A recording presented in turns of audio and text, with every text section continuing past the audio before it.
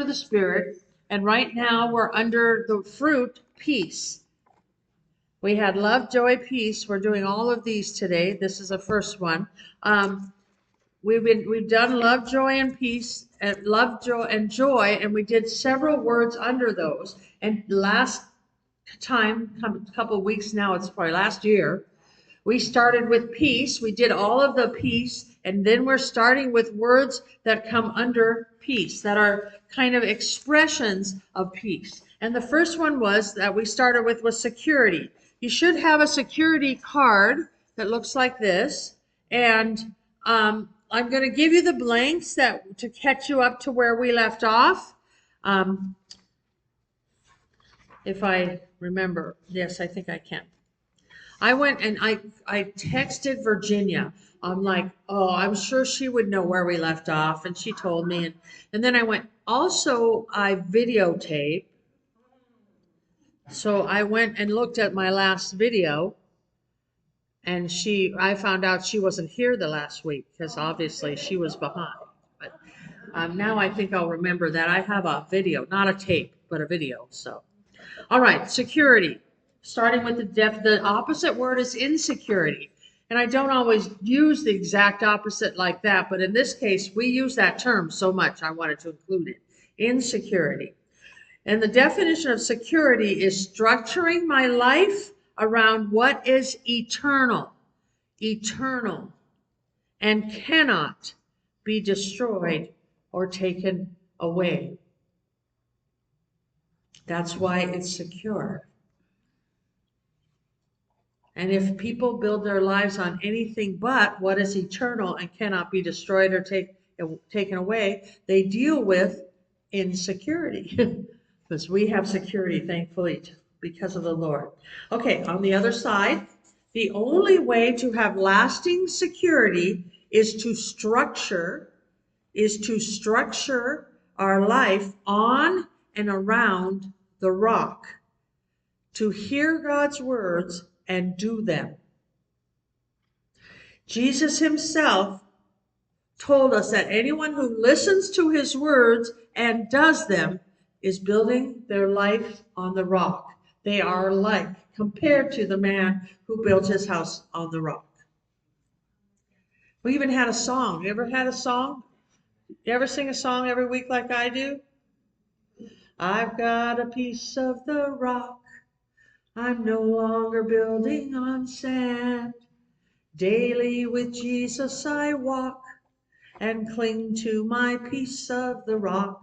I think that song came out when there was a commercial for somebody who had a piece of the rock, some investment or something. But we have the true rock when we build our lives on him. The second blank, insecurity happens when we trust in anything on earth. Insecurity happens when we trust in anything on earth. And that's where we left off. Anything. Whatever you build your life on, whatever the world around us is trying to build their lives on, they are not secure. They have insecurity because of that. Now I'm going to ask you 4 questions. This isn't on the handout. There are 4 questions we sometimes ask ourselves, and it can destroy our sense of security. And we think we listen to the questions, then we'll answer them. Okay? These are questions that come to us, our minds sometimes, because it make us feel insecure. 1, since many of the ungodly of the world seem to have success, is it really worth it to live for Jesus? Am I secure in this belief system? Because a lot of people who don't follow Jesus appear to be very successful. That can give us an insecure feeling about our faith. Secondly, can I withstand the power and influence of the enemy? He's strong. If I start this path, will I be able to keep on it? That's another insecurity we can have. These aren't the blanks yet. Number 3, will anything come into my life that will be out of God's control? Could something happen that God didn't control or have control over? We recently, in our family, one of my cousins who lives in Duluth, Minnesota area, I don't know exactly where she lives there, but her 19-year-old daughter on New Year's Eve, for whatever reason, stepped off a balcony to her death. We don't know why. They may know by now. I don't. Is there something God's going to allow that He's not in control of? We ask ourselves, and it makes us insecure. Finally, is Jesus always with me, even when I fail Him? Even when I live for a while like I don't know Him, is He still with me? You can see that those questions would make you insecure. If you're asking those questions, you may be struggling with security. So let's look at those, and we're going to move into now what we have on our paper are just the answers. Number one, when we feel the ungodliness of the world around us, all around us. When we feel the ungodliness of the world all around us, trust and obey God, because He protects the godly and judges the ungodly. Your word there was just ungodliness. Sometimes the ungodliness around us can look like it's not really being judged. That they're getting away with it, and we're living godly lives for no good reason, because they're not living godly lives, and the rain falls on them the same as it falls on us. That's what some verses say. The rain that we need to grow our crops when we're farmers or whatever, when we need rain, it comes for us, it comes for the ungodly too. Why should we work to live for Him? Why should we lay down our lives to pick up a cross and follow Jesus? But we need to remember that God protects the godly and He judges the ungodly. And here's some verses. This is the reality. One verse is Genesis 7:21-23. And all flesh, this is in connection with the flood, and all flesh died that moved on the earth. Birds, livestock, beasts, all swarming creatures that swarm on the earth, and all mankind. Everything on dry land in whose nostrils was the breath of life died. He blotted out every living thing that was on the face of the ground, man and animals and creeping things and birds of the heavens. They were blotted out from the earth. Only Noah was left, and those who were with him in the ark. We have to remember that whatever the ungodly are doing around us, we are the Noah people. In the ark, we are safe. Judgment will come on them. We may not see it, but it will come. Hebrews 11:7. By faith, Noah, being warned by God concerning events as yet unseen, in reverent fear constructed an ark for the saving of his household. By this he condemned the world and became an heir of the righteousness that comes by faith. Again, Noah's a really good example, because he was working hard in building that ark, keeping himself different than the rest of the world, following and believing God, and they were all being treated exactly as he was, except they didn't have to build an ark. But the ungodly were judged, and they will be judged. We can be living like Noah, knowing that God, we're secure in Him, and they're not. And Malachi 3:16-18. Then those who feared the Lord spoke with one another. The Lord paid attention and heard them. And a book of remembrance was written before Him of those who feared the Lord and esteemed His name. They shall be mine, says the Lord of hosts, in the day when I make up my treasured possession, and I will spare them as a man spares his son who serves him. Then once more you shall see the distinction between the righteous and the wicked, between one who serves God and one who does not serve Him. The day will come. There's a book of remembrance, and God knows who are his. This is one of my verses. I'm a 318. This is one of mine, so you might hear it more often. I love that God says, then they'll see the distinction between who is mine and who is not. We can have the security of knowing that we are being preserved. God knows who we are. He knows we're his. Number 2, that second question was, can I withstand the power and influence of the enemy? Number 2, when we feel trapped and attacked by the enemy, when we feel trapped and attacked by the enemy, keep calm, because the Lord will rescue and fight for us. Exodus 14, 10-14. This is part of what my class is about this quarter, or actually just after this. We're talking about the Israelites as they wandered through the wilderness, but this is right before.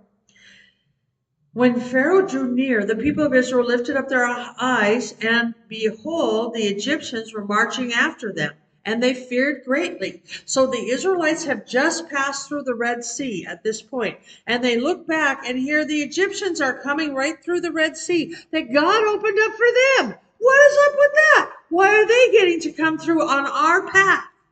That was our private path.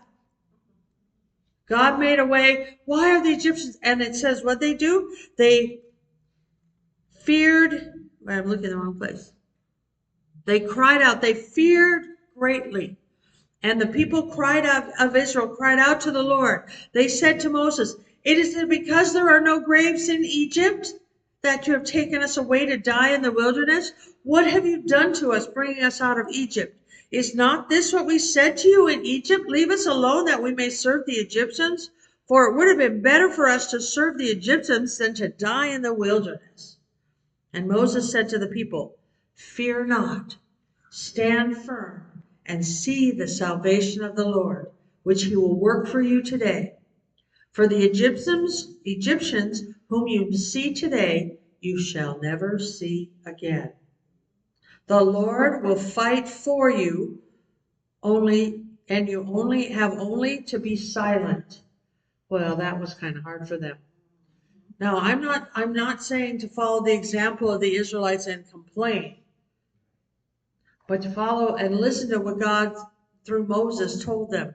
The Lord will fight for you. Just be still and quiet. He will fight for you. This promise, the Egyptians you see today, you will never see again, was absolutely true. Hebrews looks back at that in 11:29. By faith, the people crossed the Red Sea as on dry land, but the Egyptians, when they attempted to do the same, were drowned. Sure enough, those Egyptians they were afraid of and they were looking at, they were taken up with, as soon as they got all of Israel out of the water, out of the river bed, God let the water go, and the Egyptians drowned, and the Egyptians were destroyed, and those that they saw, no one ever saw again. God kept his promise. He will fight for us. We feel trapped. When we feel like we're being attacked by the enemy, we just have to sometimes be still and quiet and know and trust that the Lord will fight for us. Psalm 27:1. The Lord is my light and my salvation. Whom shall I fear? The Lord is the stronghold of my life. Of whom shall I be afraid? When you really think about the truth of that, the Lord is your light and your salvation. So who would you be afraid of? The Lord is the stronghold, defense, the place of refuge, the place of safety. That's what a stronghold is, that the enemy can't penetrate. He is that to you. So who are you afraid of? We might tell ourselves, why was I afraid? I'm in the stronghold. The Lord is with me. Why am I afraid? We need to remember that. Number 3, our third question was, is, will anything come into my life that will be out of God's control? When we feel overwhelmed by the storms of life, when we feel overwhelmed by the storms of life, have faith and don't fear, because he has authority over all. Even the storms. Before something comes onto our lives, before something comes into your life, it had to go through God's okay. That makes it a little bit, well, I mean, we just have to say, okay, if this is here, God is not surprised, and he is okay with it coming in my life. So he's doing something I don't know about, or he's just wanting me to trust him. Because nothing gets to us unless it goes through his loving hands. Matthew 8:23-27. And when he got into the boat, his disciples followed him, and behold, there arose a great storm on the sea, so that the boat was being swamped by the waves, and he was asleep. And they went and woke him, saying, Save us, Lord, we are perishing. And he said to them, Why are you afraid, O you of little faith? Then he rose and rebuked the winds and the sea, and there was a great calm. And the men marveled, saying, What sort of man is this, that even winds and sea obey him? We have to remember that. Whatever storms of life we face, they submit to God. They are under his authority. And that's a powerful thing. Okay, it's coming. It looks like it's destructive. It looks like I can't do anything about it. But God is in control. And so I trust him. Matthew 28:18. And Jesus came and said to them, All authority in heaven and on earth has been given to me. All authority. The last one, when we're afraid and unsure, when we are afraid and unsure that Jesus is really there.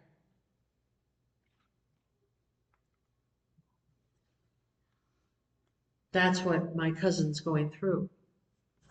Are you really here, Lord? Are you really here? My other cousin that goes to her church. Okay, so my parents met in the church in Duluth, Minnesota when they were 3.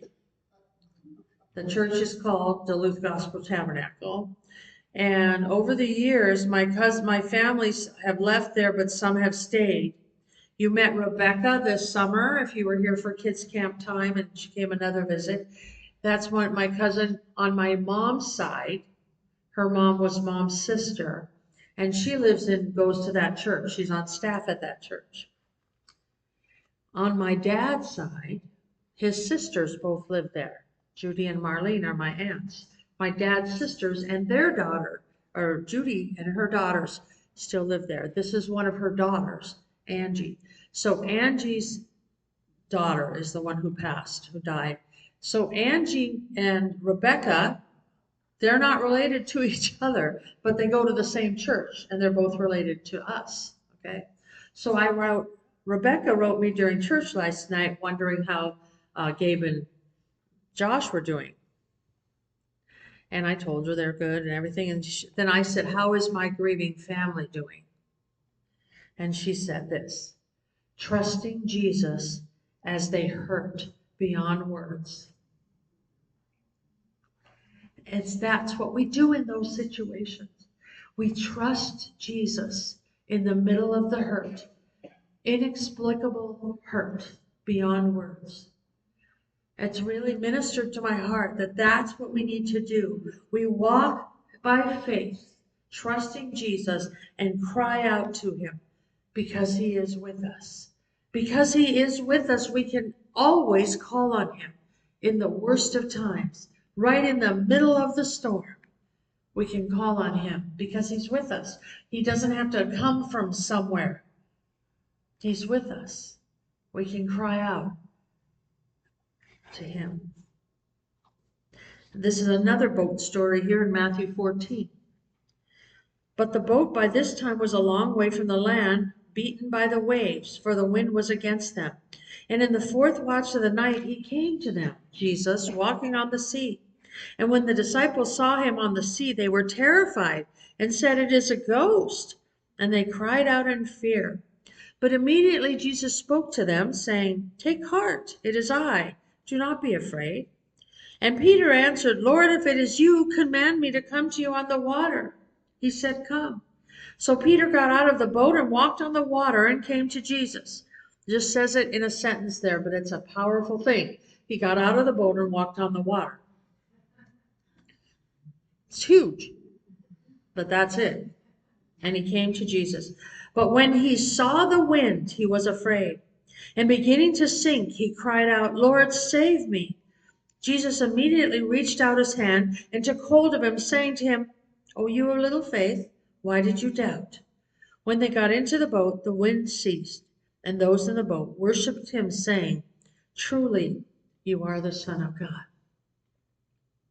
Remember the question about what if I fail?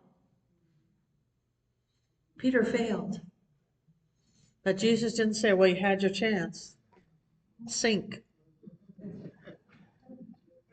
He reached out and he rescued him immediately. Why? Why could it be so immediate? Because he was right there with him. And don't beat up Peter too much. The other guys in the boat didn't get that experience at all. They maybe didn't fail and sink, but they missed out on walking on the water. Peter. And sometimes what we're doing, we're living and going through, even we're just a living testimony of a miracle of God, but in the midst of it, we can get our eye off of him. We need to remember he's with us and cry out to him.